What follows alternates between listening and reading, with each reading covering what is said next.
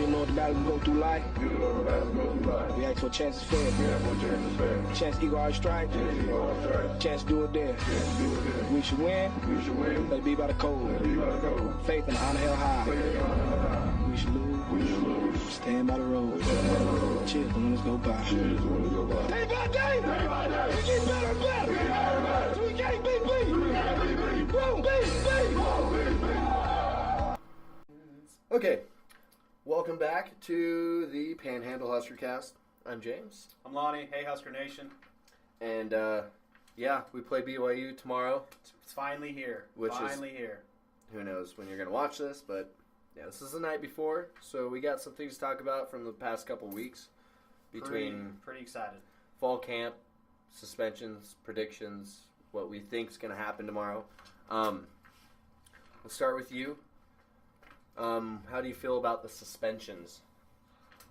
And how much do you think they're going to impact our team? Right off the bat, there's 3 guys, potentially a 4th guy, that are impact people on our team, and that's gonna. I mean, it's nothing that it's gonna be easy to overcome.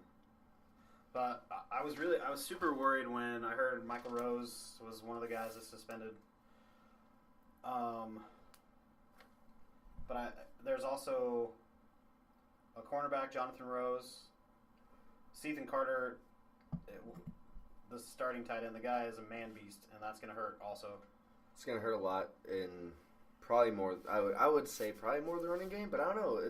Riley kind of likes tight ends, doesn't he? 2 tight ends, that's a lot. And Ethan Carter is probably both. one of the best athletes we got on the field. Yeah, Rose Ivy, I think, is the biggest impact in my mind. And but I was thinking about it today, and Luke Gifford, he's the freshman from Lincoln Southeast, and we touched on it a little bit last week. When players are asked to step up, especially local guys, it just happens, and that's really good. Ignore that, it's cool. You know, and I'm actually really excited for Luke Gifford, to be honest with you. See what he can do, and get an idea of what his future with us is going to look like. Yeah, and if it's going to be an eye-opening experience for Michael Rose, because if Luke Gifford comes in and plays his tail off, Rose may have to fight for his harder. Yeah, he's going to have to fight for his starting spot. So we'll have to see with that. But when you have 2 guys with that much talent, like if he comes out and performs really well, then maybe you move one to a weaker position, a position he had a weaker player at.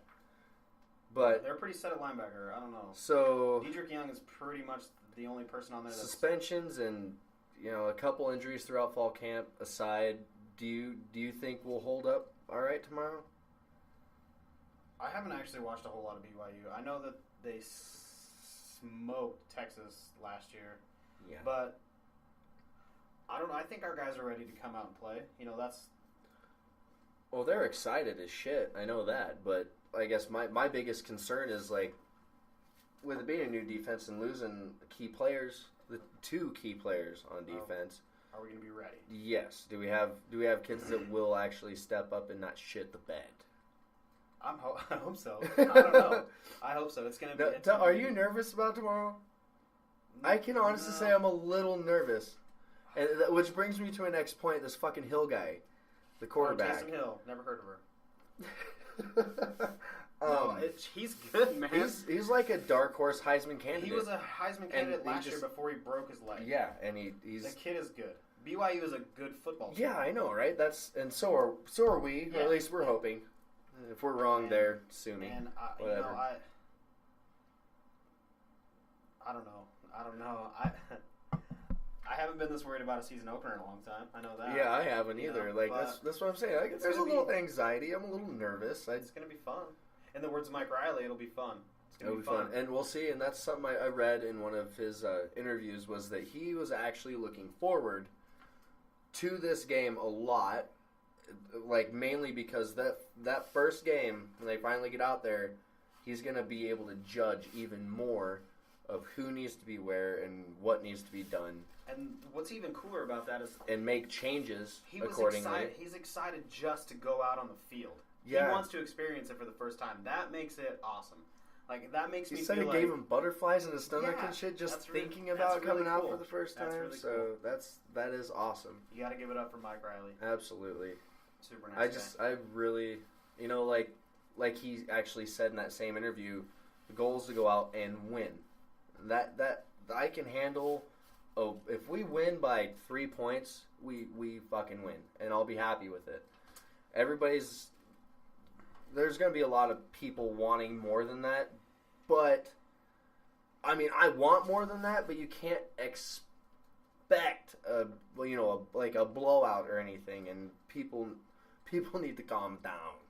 Yeah. Don't go jumping the gun on thinking we're going to be some badass fucking super team. At the same time, I've reiterated this point a few times. We are not a normal coaching change team. We didn't go 5-7. We didn't go 0-12. We were a 9-4 solid football team with solid people at the core spots. For 5 years? Because regardless of the suspensions, we still have Vincent Valentine. We still have Malik Collins. We still got Zach Anguish. We still have talent. We have Nathan Gary. Yeah. It's not like the cupboards are empty. Well, and we didn't lose a lot of people.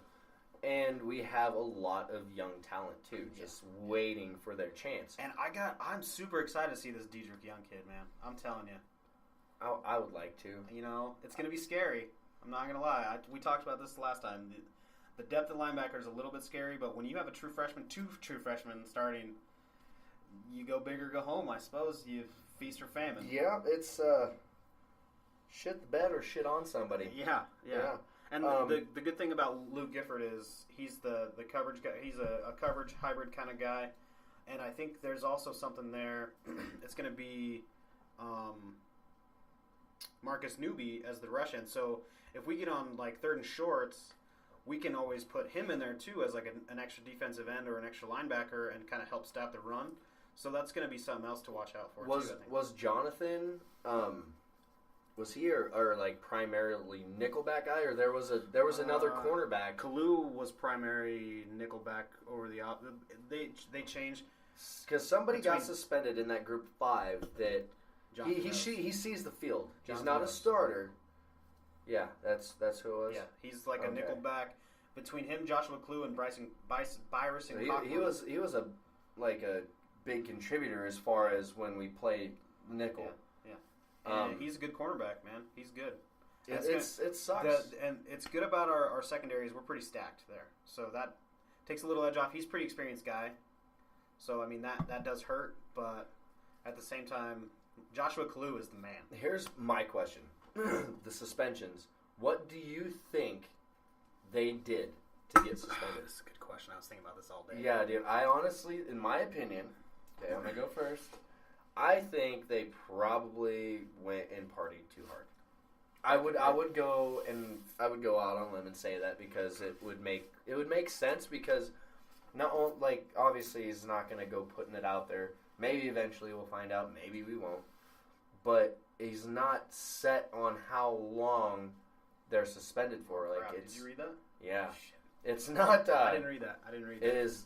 He literally, like, he didn't even tell the team. He told the team that 5 people were going to be suspended for at least this first game, but he didn't even tell the team who they were. Yikes. He kept it under wraps and went and told the players by themselves in a different setting. Which is awesome. Afterward, yeah, like when it was time to tell them. No, I honestly think, I mean, if I'm in Lincoln, I'm playing football for the Nebraska Cornhuskers, especially if I'm a starter, I'm out drinking beers and banging hoes. You almost have to, man. I'm saying you're a college kid. Yeah. You're there for college, you're there for football. Like that shit comes first. But I don't know. That's my opinion. What's your opinion? Being a football guy, you have to hold yourself at a higher standard. So that's why those guys get suspended for silly reasons. Yeah.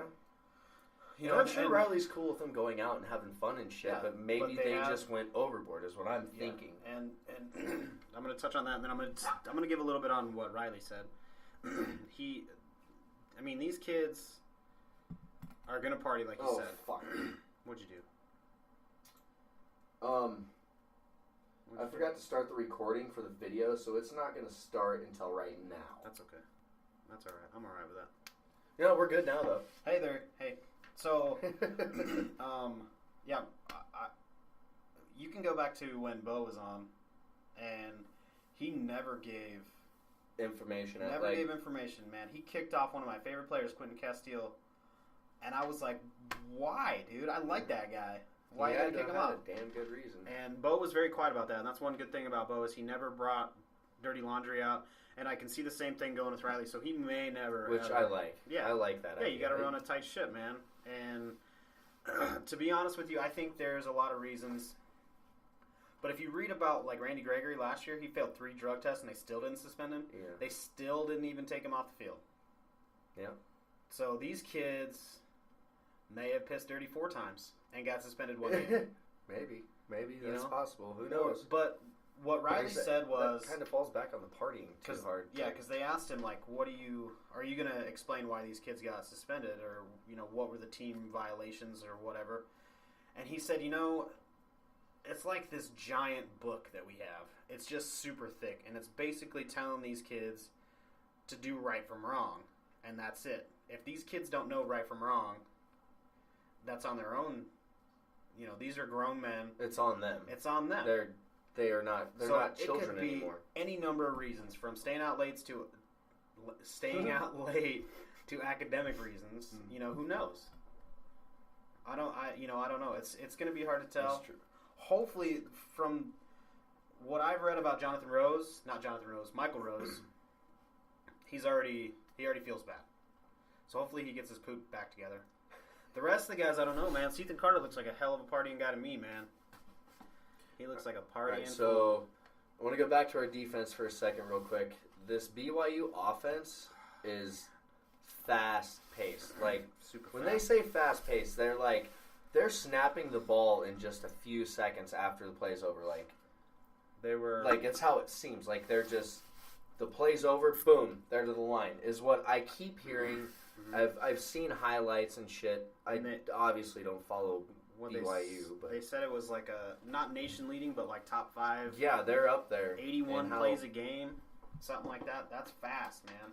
Yeah, it's really fast. I mean, and we were practicing that way. God damn it, I can't remember what exactly it was I read, but they were basically going nonstop. He had the defense just sweating their ass off, just had them drained. Like, I don't know. I want to say it was for the entire week is what I read, but they were going like every 6 or 7 seconds they were snapping the ball, running the play, lining it back up, doing it just over and over to try and get us used to it.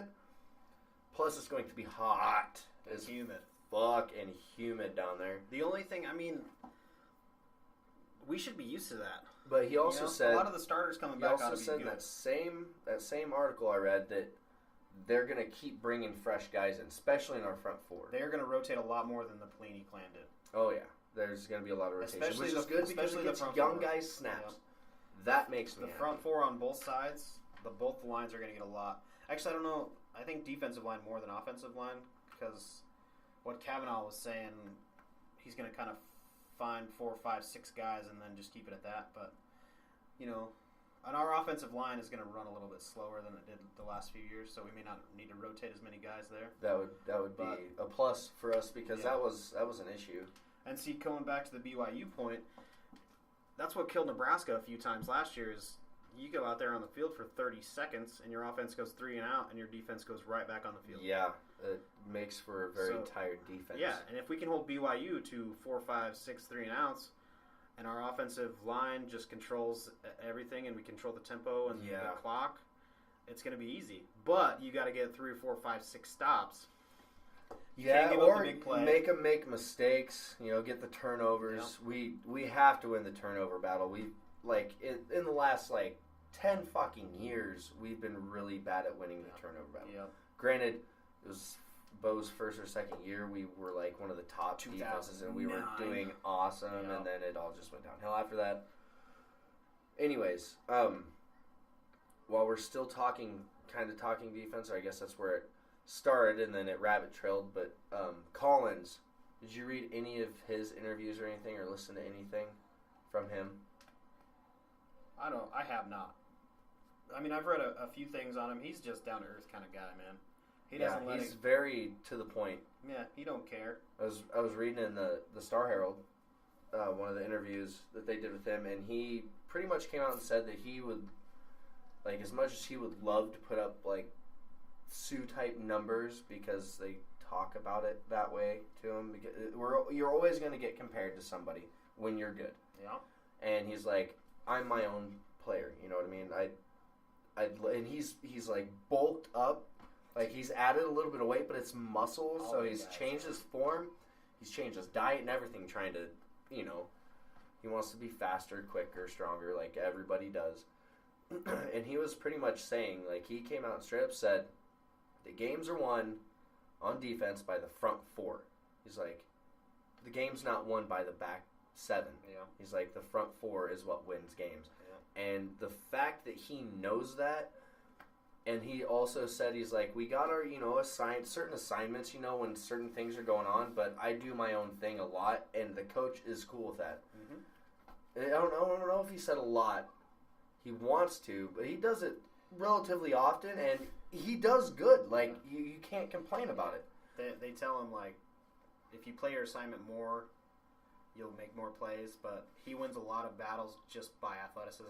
And he talks about that. He's like, my goal is to blow past you. He's like, he's not going to try and fool somebody. He's going to try and manhandle someone, which makes him fucking awesome because he's just Vincent Valentine, man. He's got willpower. I think is one of the things that stood out in that interview I read. Like, he's just real. Like, he wants it. Down he to earth. Fucking Man. wants it. Yeah, because it was a couple years ago. They were the hoopla about special uniforms and all that, and all these cleats that were coming out. Mm-hmm. And they asked him about it, and he was just like, I wear my cleats from when I was a freshman. Like, I still have the same pair of cleats? I still have the same pair of cleats from last year or whatever. I don't care about the shiny, sparkly ones. I don't care.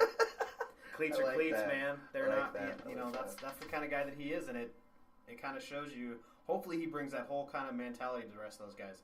Because actually none of them are real prima donna types. No, they're not. You don't hear anything about them except for Zach Gangwish killing a raccoon. Yeah. And that's about it. Yeah, that's hillbilly, man. He's funny as shit. He's really funny. He is. You're a mother father. That's all I gotta say to that. He's fucking cool as shit. Speaking of, we'll just continue on with that. Zach Gangwish. I watched the video of the black shirts getting handed out. Oh, dude, that was one of the coolest videos I've seen in a long time. I tell you what, he gets it. All them guys get it. Yeah. Joshua Kalu was happier than a kid in a candy store, man. I mean, who knew that he would even hand them out? Like, there's been times where they haven't been handed out because the coach either felt they didn't deserve them or it wasn't, worth the hype, that it changes their fucking attitude. But it didn't change their attitude at all. That's awesome. I love it. I love it. They were fucking so happy and emotional and... that's what I like to see when they're handed out. Like, I don't want the starters to expect them to be handed out. It needs to be an honor to get one. That's one of our main traditions in Lincoln, and it needs to be respected. It needs to be honored and restored. Yeah. And Riley's off on the right foot on that one. I'll give him that. Yes, he is, because he literally had some players in tears because of it. Like, it actually meant something this time, a lot more than it did probably in the past. And I was for a long time anyway. I was listening to a podcast a couple weeks ago, or just this last week, and a guy said, the same thing about the tradition. It's good to keep that tradition because Bo kept it as a week-to-week thing. You could lose your job at any time, which was a good thing. And it is good, except for he put it over their heads like a treat. Like, you get this if you play good this week. If you play like shit next week, you ain't gonna get anything. That's kind of a good point. And the point that this guy was making was for the last 40 years we've done it the same way, and it's won us 5 national titles. So that's true. Why change it? Why change it? Yeah. And if you have a black shirt and you own that thing and you screw up, the coach all he has to do is tap you on the head and say, "Remember why you're wearing that." That's the kind of thing that he was trying to get at. Not so much as, here it is. you may or may not have it next week. If you go out and get 2 picks and 6 tackles for loss, you'll get it back. So it's just a go out and play your game the way you played all the way through practice. The reason you earned that black shirt, play like that. That makes sense. So I like that. Yeah. I like that idea. Talk about when you talk about Tommy and Newbie. Tommy, because the improvements, like vast improvements he's made over fall camp. Like he went from like shoddy toddler to grown adult, grown ass man. Yeah, like. And I'm just using that as an example. He wasn't acting like a child and then acting like an adult. I'm talking about his play. Maturity level. Yeah. Or not even maturity level. He's pretty just mature. The way he was, like, he started off a little rough around the edges and wasn't doing very well, and we heard about it. And a lot of that might just be the installation of the new offense. That's true. And then, like, he's like... It's like he's sprinting and he was stumbling a few times and now he's just gaining and getting faster and faster. Like he's running downhill now. Like he's impressed the entire coaching staff and the team. Team has faith in him. That's something major. Like if your team isn't behind you, you're fucked. You're fucked. And they are all behind him. The coach is behind him. Everybody's loving what he's doing. But leadership issues haven't always been his deal. The whole team's been behind him since he was a starter. That's true. Since he That's started true as far as leadership goes. Yeah, so I mean, all he has to do is get a few other ducks in a row, and we're taking off. Yeah, and that's what I'm saying. Like that's what he did this fall camp. Is he got better like you're supposed to. You know what I mean? Like this is third one. Yeah, third go around. So kind of expect a little more out of somebody.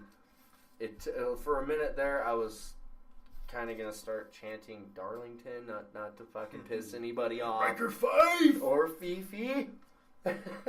Sorry, dude. If you listen to this, I apologize. You're not gonna listen to this. We're not that cool. Yeah, probably not. But yeah, and then he just, like I say, he just started gaining ground, just crazy, fast, and fast too. I hate to repeat my own kind of points, but our head coach and offensive coordinator are really good at developing quarterbacks. So that's true. More on them. Well, the true test will be on Saturday, and the Saturdays come to follow, like October, November. But if he only needed a few tweaks and a few little nudges along the way, and he's going to be an excellent quarterback. Oh yeah. And something else is we're not trying to round peg square hole it.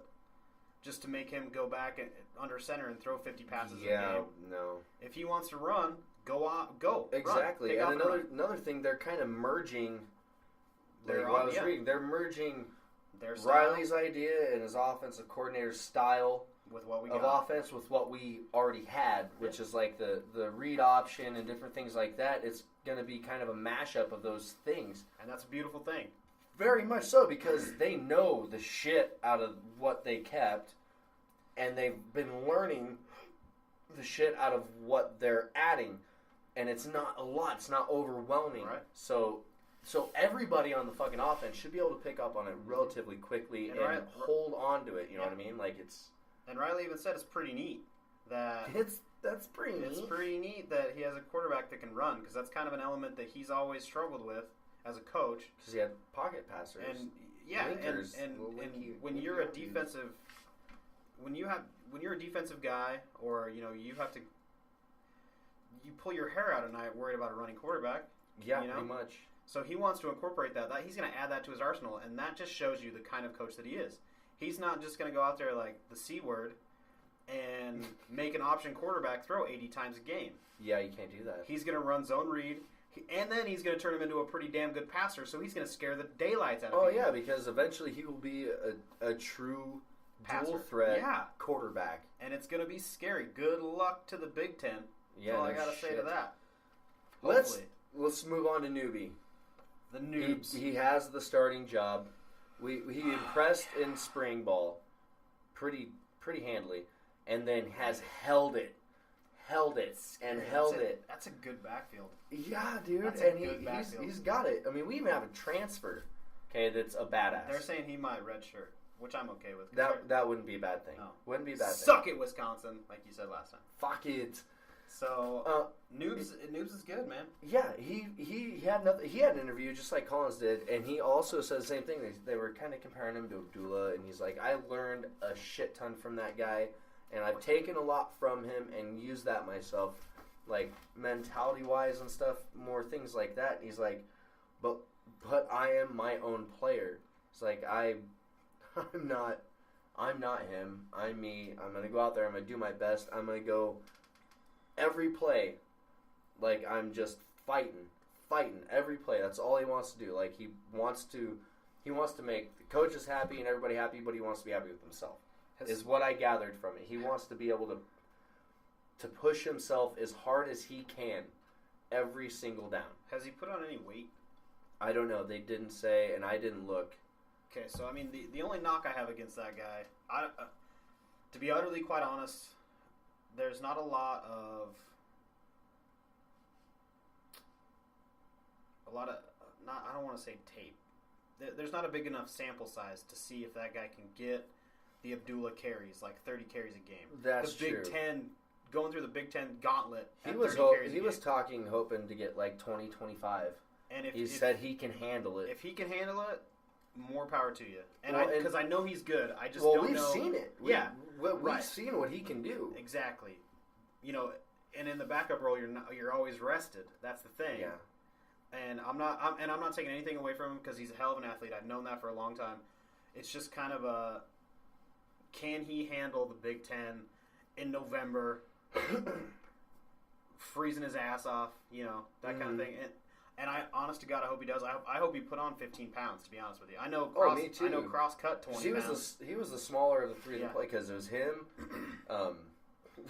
Abdullah, and Cross. Yeah. And he was the smaller of the three. Because if you ever listen to the Husker radio, they always say he squirts. You know, that guy always says he squirts through the hole, and I don't want to hear that come... I mean, I'm okay with him squirting 6 yards for a touchdown, but for... Sounds so... Yeah, he's, you know, that's what Greg Sharp and all them guys say, whatever. Well, they should stop using that word. That's perverse. But he, he squirts through for 6-7 yards, and I don't want to hear. I want to hear him. He bangs down for 6-7. He bangs the block out of him for 6 yards. That's what I want to hear. He just go. He doesn't want to squirt it out. He don't want to squirt it early. That's what I want to hear. I want to hear banging, no squirting. Maybe both. I don't care. Yeah, let's bang it, then squirt. Let's bang and squirt. Let's bang for 6 and then squirt for 3. I'm okay with that. Almost get a first down. That'd be nice. I'm all right with that. Fucking Nebraska radio gets all perverted. Yeah, shit happens. That squirting stuff. All right, you know what? Let's just move on. Let's go with predictions. Let's end on that note. I don't know. First things first. I want to know your prediction. How do you think our defense is going to handle them? Like what? Give me some numbers here on maybe total yards. We'll go with that first. We're not going to talk points yet. I gotta go. I mean, we've seen a good bulk of these players play. And we've seen what they can do, and when they fuck up, what they can't do. So, I gotta say, with Rose Ivory in there, it's totally different. It's totally different. But he's not. So you gotta remember. We're missing. I know 3 kids. Taysom Hill or whatever his name is. He's gonna get his. That's the only. You know. So, I don't know. I gotta say, let's go. Shit, we're gonna give him. Probably 200 yards of rushing as a team. Total. Okay. Total. Maybe 250. And I think, honestly, they're going to probably score 3 or 4 touchdowns. Okay. What about passing? Like, I'm talking total yards here. What do you think they're going to put up total yards? I don't think they're going to throw the ball that much. And if they do, I don't think they may get 125, 175 yards, maybe. Okay. Damn, that's a lot. So we're going to go... We're going to go 375. 375 total yards offense? Yeah. It's not bad. It wouldn't be bad Let's go 3 touchdowns. Okay. I honestly think that if our secondary does what I know damn well they're very capable of, which is pretty much, fuck you, bro, you're not throwing on us all night. Okay, you just keep to your little 5-yard outs and whatnot, and our linebackers shouldn't have too terrible problem keeping that on lock. Let's hope. I hope. Now our front four, on the other hand, are going to help in the pass and the run. So if they start shitting the bed when they're passing on us, or things aren't going that well and they need to start running, or they're trying to establish a run before they pass, I don't think they're going to be able to establish as much of a run as we think. Like I don't think they'll rush for over 150, but I think it's very possible that they could throw for over 200. If the motherfucker finds his sweet spot and he's having a day. Let's hope not. So I'm gonna say I want to see. So you're gonna say the same as me. About the same, probably 300 to 400 total yards. You're gonna go more passing than running.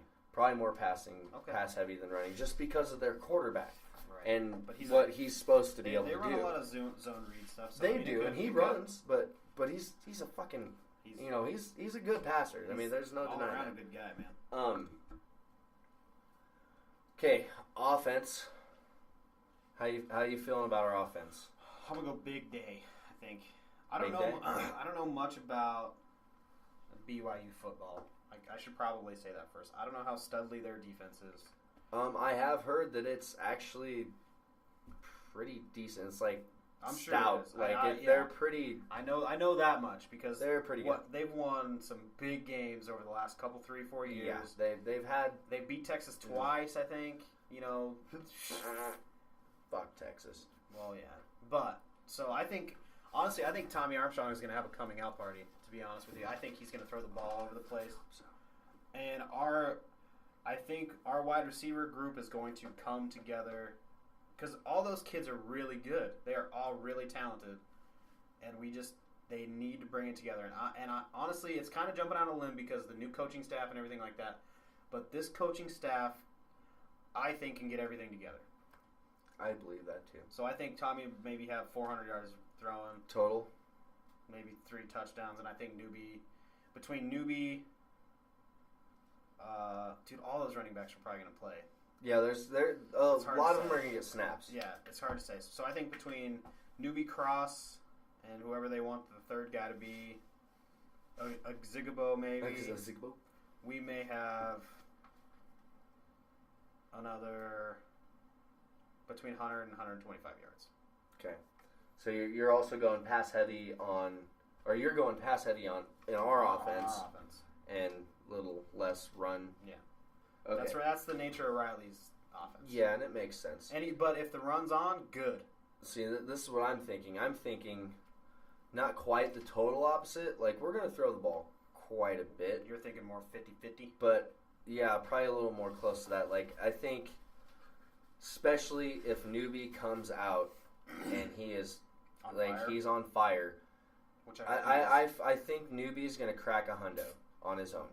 I think he will crack the century mark I hope he does. in rushing yards, and I think Tommy will probably account for at least 250 to 300 of our yards altogether. Okay. Not just passing. So that's about I'd like to see us hit like 400 or 500 yards of total offense, and Tommy be obviously the main chunk of that, but then Newbie like following second. Our other running backs, but like I would love to see nothing more than Newbie and Tommy come out and fucking just shine. And it may very well happen. All right, score. Oh, let's go 31-21, Nebraska. Okay, I was gonna say 42-21 us. I'm gonna give us 21 points. I think we were capable of beating them by 3 touchdowns, and yes, I might be going a little overzealous, a little overexcited for it maybe, and I have a lot of fucking faith, but I don't know, I feel like I can right now, especially because it's the first game. Next week's prediction, depending on this game, will be a lot different, and it'll change throughout the first few weeks, but once we have an expectation of what our team can do, what they're capable of, more, we'll start getting a little better at it. So I'm thinking 10 points probably. A good 10 point. Yeah. I'm thinking like 3 touchdowns. I'm going to go 10. 10 points? I'm going to say 21. 38-28 or 31-21. I think we're going to hold them to 3. And honestly, to be honest with you, if the score was 50-14, I'd be okay with that too. Exactly. Or if it was 42-39. It's 34-20. I don't care. 31. I don't even care. A win's a win. But I think that's how I feel. I'm going to go 10 points. That's all I have to do is win. That's the name of the game.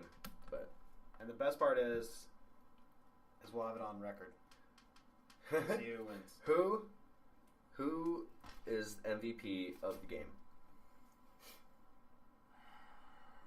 If Nebraska wins, it's going to be Tommy Armstrong. Okay. If BYU wins, it's going to be Hill. It's going to be Taysom Hill. Okay, now defense. Defensive player.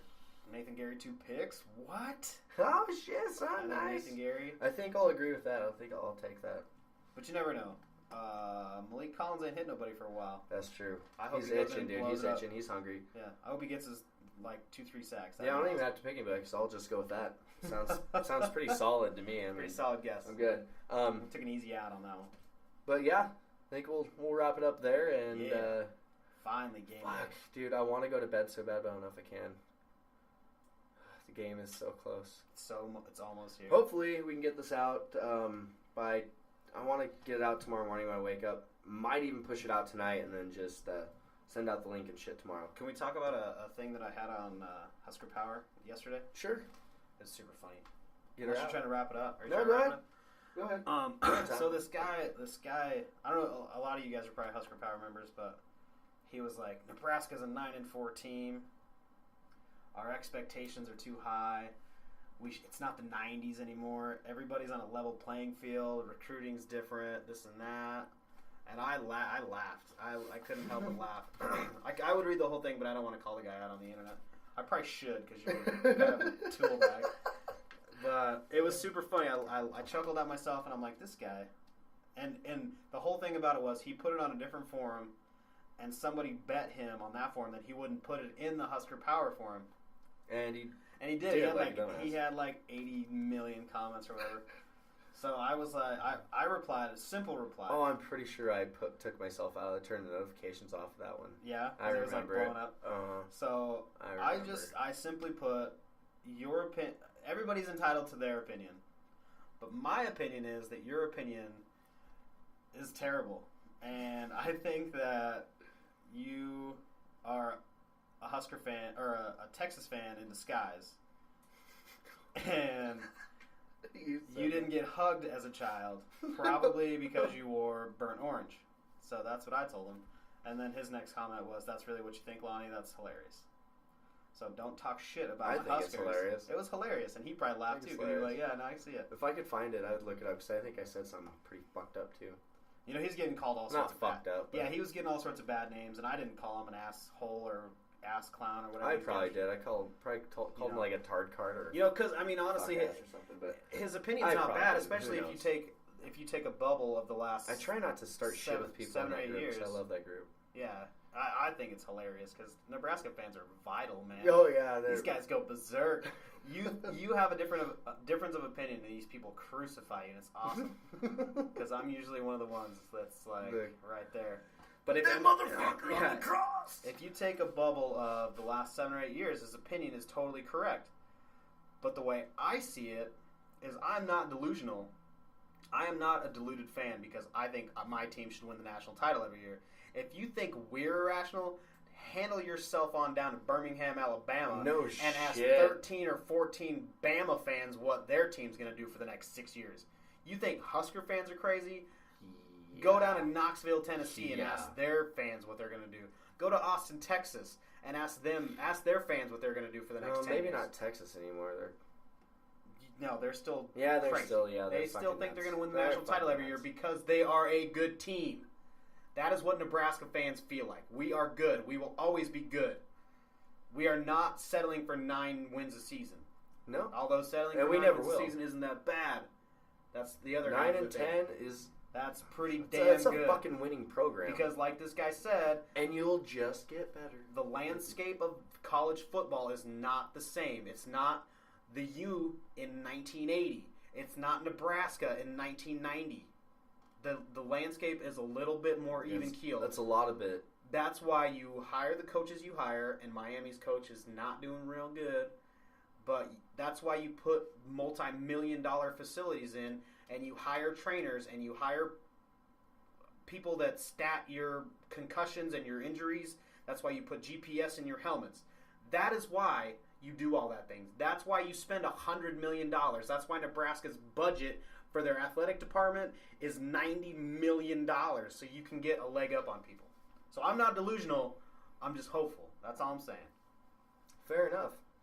You know what I just noticed? What? You can see Dontel's balls. Hey, dude. What's up, bro? You see that right there? Might be It's a little weird. Franken beans, or are those just beans? How do you get the beans above the Frank, bro? Dude, I don't know. I can't even see the Frank. Anyways, Anyways. I saw it out of the corner of my eye. I thought I'd mention it. So, yeah. All right. Yeah. Kickoff's tomorrow. Kick off. Woo! Pretty excited. Been waiting since January. One thing before I end this, I do want to do a live podcast here one of these weeks. We are going to start doing a podcast every week now from here on out because the season has started. We'll have this game that's coming up to talk about, and then the game coming up. And, you know, maybe maybe the Miami game is a good one to have a live one. Yeah. Especially, not that day. You know, and well, if we not have to look Miami- at my schedule for work. Right. It really depends on what I'm working because You know. I'm going to be stuck working weekends sometimes. And But hopefully, miss so many Husker games. Hopefully, at least Sad face. a few of the conference games at least.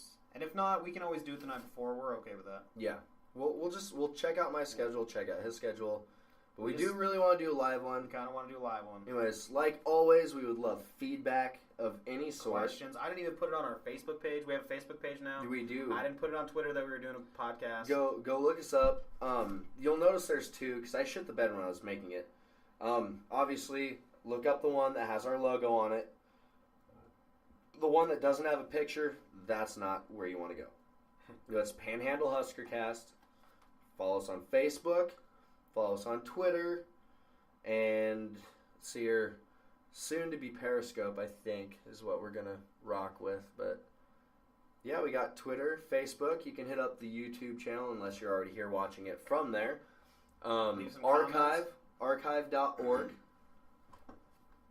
And if you want to leave comments and tear us apart for saying we don't know shit, that's okay too. Fucking A. You 'Cause say whatever the fuck you want. If we don't like it, I we love just arguing. won't do anything I'll about put you in your place all day. I don't care. All right. Yeah, we love you. And we Go Big will Red. see you next week. And we'll be hearing your cheers Absolutely. all day. Go Big Red! Go Big Red.